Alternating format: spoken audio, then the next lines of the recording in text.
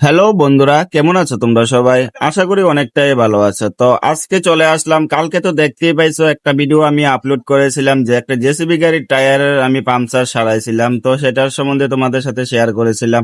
তো আজকের ভিডিওটা হইতাছে সেই টায়ারটা আমি কি করে এই যে একটা টিপার গাড়ি আছে, টিপার মানে গাড়ির মধ্যে উঠানো হইব সেই প্রসেসটা নিয়ে। তো তোমরা একটু দেখতে থাকো। আর এই দেখো, একটু ডান্স ডুন্স করে লেতেছে, মাঝখানটা একটু কইয়া দিলাম। ভিডিওটা এতটুকু পর্যন্ত দেখে থাকলে একটা লাইক করে দিবা, তার সাথে সুন্দর একটা গঠনমূলক কমেন্ট করবা। তোমাদের, আমি তো আগে ভিডিওতে বলেছি, তোমাদের একটা কমেন্ট মানে কিন্তু আমার কাছে মানে বিশাল বড় পাওয়া। তোমাদের একটা কমেন্ট আমার কাছে সেই মজা লাগে। তো বন্ধুরা, কাজটা মানে অনেকটাই কঠিন।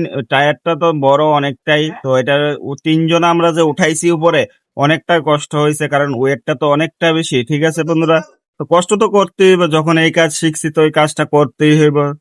তারপরেও তোমাদের সাথে শেয়ার করলাম।